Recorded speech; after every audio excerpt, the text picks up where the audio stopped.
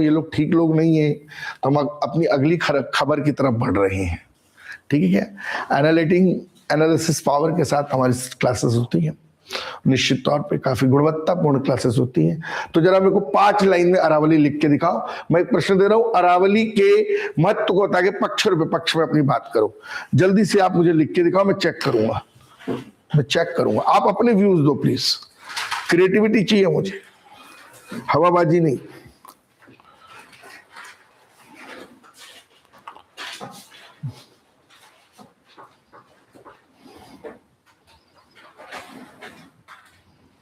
ठीक है, तो अरावली का क्या महत्व है, अरावली के पक्ष में विपक्ष में अपने विचारों को बताएं। बहुत संक्षिप्त में 7 नंबर में प्रश्न मैं आपको दे रहा हूं, लिखने का प्रयास करें। प्रीलिम्स के हिसाब से आप प्री कैम्ब्रियन है, सबसे पुरानी है, ये सब बातें तो लिख ही सकते हैं, और जितनी बातें आपको लगती हैं जो सही है, जो इंपॉर्टेंट है, उन सब बातों का भी समावेश आप अपने आंसर में कर सकते हैं।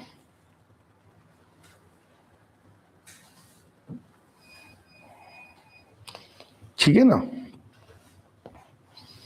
बेहद इंपॉर्टेंट पॉइंट है, और आप सबको मुख्य बातों को ध्यान में रखना चाहिए। यहाँ की सबसे ऊंची चोटी गुरु शिखर है, यस और नो?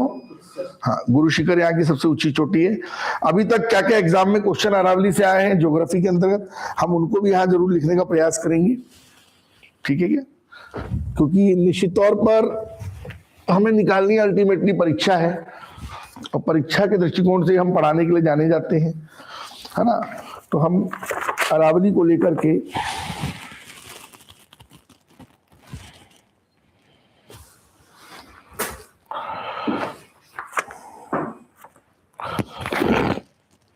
एक क्वेश्चन लिखे आइए 2007 का, लिखिए, गुरु शिखर पर्वत चोटी कौन से राज्य में स्थित है? गुरु शिखर पर्वत चोटी कौन से राज्य में स्थित है?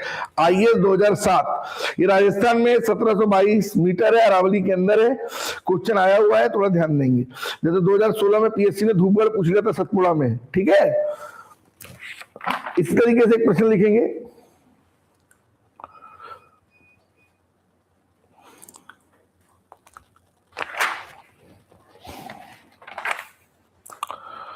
भारत का सबसे पुरानी पर्वत श्रृंखला का क्या नाम है? लिखिए, अरावली है। भारत की सबसे पुरानी पर्वत श्रृंखला का क्या नाम है?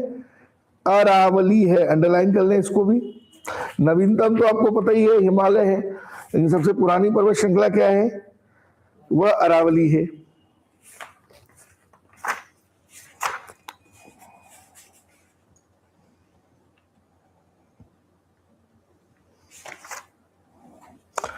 ये एमपीपीएससी 93 में आया क्वेश्चन कि भारत की सबसे पुरानी पर्वत श्रृंखला कौन है? अरावली है, 692। 2001 आईएएस में क्वेश्चन आया है, अरावली श्रेणियों की अनुमानित आयु क्या है? 570 मिलियन वर्ष है। 570 मिलियन वर्ष है, 570 मिलियन वर्ष है। और ये एक प्रकार से रेडिजुअल पर्वत श्रृंखला है, राजस्थान, हरियाणा, गुजरात और दिल्ली में फैली हुई है।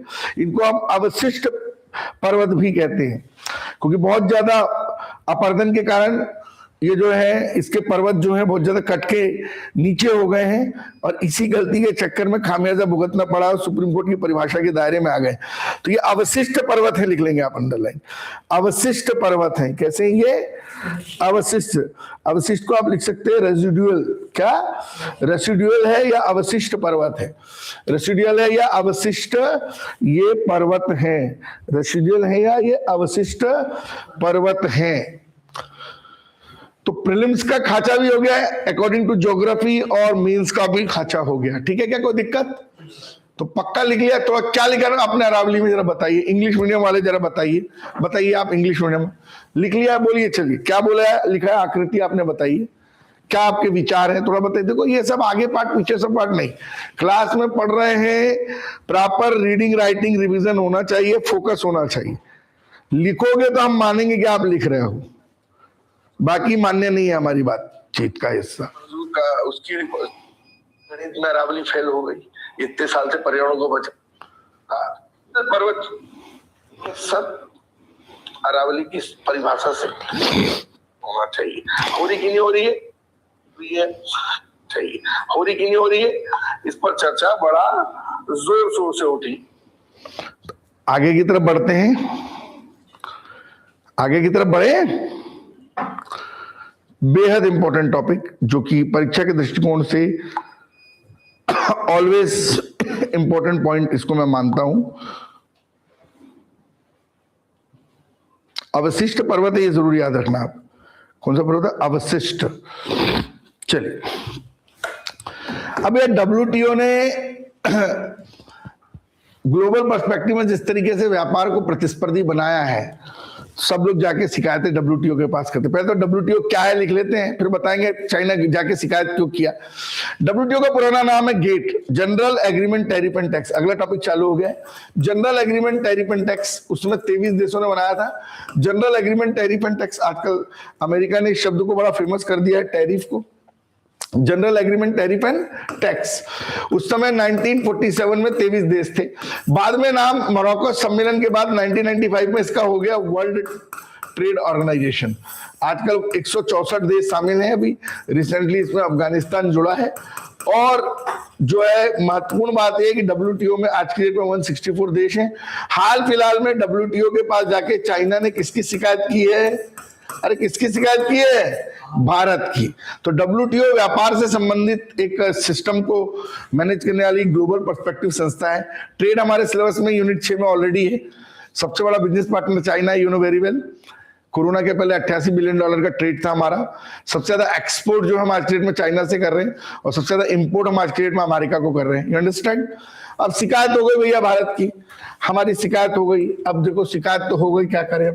प्रधानमंत्री जी भी क्या कर लें, है ना? इधर तो हाथ मिला रहे हैं। 20 अक्टूबर 62 को जब हिंदू चीनी भाई भाई का पंछी नारा 54 का तोड़ के अटैक किया तो 37,555 किलोमीटर का एरिया कब्जा करके अक्साई चीन को जो है इन्होंने रख लिया अपने पास। अब प्रधानमंत्री भी क्या करें, कभी रशिया से संबंध बनाते हैं। अभी आए थे 4-5 दिसंबर को पुतिन साहब, तो कभी चाइना वालों से संबंध बनाते हैं। उनकी भी पृष्ठभूमि बदलती रहती है। मामला हाल ही का क्या है कि चले गए WTO के पास। और WTO कब बना भैया? मैंने बताया अभी आपको, WTO बना 95 में। पुराना नाम क्या है? गेट, जो बना था कब? 47 में। उस समय 23 देश शामिल थे। अभी WTO में कितने हैं? 164 हैं। बनते रहते हैं, बढ़ते रहते हैं। तो चीन ने हाल ही में भारत के खिलाफ WTO में जाकर एक बार फिर शिकायत करी है। अपने शब्दों में लिख लें। और याचिका में कहा है कि भारत पर बड़े गंभीर आरोप लगाया उन्होंने। बोले भारत जो है वो इंफॉर्मेशन कम्युनिकेशन टेक्नोलॉजी के उत्पादों पर टैरिफ और दी जाने वाली सब्सिडी को लेकर शिकायत की है कि भैया ये लोग जो है सब गड़बड़ कर रहे हैं। और जो मतलब इंफॉर्मेशन टेक्नोलॉजी से जुड़ी हुई जो इंफॉर्मेशन टेक्नोलॉजी से जुड़ी हुई टैरिफ संबंधित शिकायतें करी है। इंफॉर्मेशन टेक्नोलॉजी से जुड़ी हुई कौन सी शिकायत करी है? टैरिफ से रिलेटेड, सौर एनर्जी से रिलेटेड। अब WTO का फुल फॉर्म क्या है बताइए? World Trade Organization. कितने देश शामिल? मैंने आपको बताया 164। कौन सा 164वां देश अभी बताया मैंने आपको? आपका कौन बताया? अब कौन बताया आपको? अफगानिस्तान। और ये बना कब बताया मैंने? 1 जनवरी 95 को। हेडक्वार्टर कहां पर है? जिनेवा में। हेडक्वार्टर कहां है? जब general agreement tariff and tax बना था 23 देशों के साथ, तब न्यूयॉर्क में था। हेडक्वार्टर जिनेवा में है। और शिकायत हुई है। तो WTO दुनिया भर के देशों में जो बिजनेस कंपटीशन बन रहा है उसको बैलेंस करने का काम करता है, जो भी कॉन्फ्लिक्ट्स होती हैं। तो वाणिज्य मंत्रालय चाइना ने बोला कि यार भाई भारत जो है वो सब्सिडी दे रहा है बहुत ज्यादा। जैसे आपने देखा सोलर सिस्टम लगता है, बिजली का बिल आता है तो 5 लाख का, उसमें 78,000 की सब्सिडी हो रही है। तब ये सूर्य तो सबका, अकेले चाइना का तो है नहीं। मान लो मेरे घर का बिल 15,000 आ रहा है और मेरे को लग रहा है कि भाई गर्मी के पहले मैं अपना सोलर लगा लूं, तो 4 लाख का खर्चा आ रहा है, उसमें 78,000 की सब्सिडी मिल रही है जवाहरलाल नेहरू शहरी नवीनीकरण मिशन योजना के तहत। तो इसमें इनको मिर्ची क्यों लग रही है?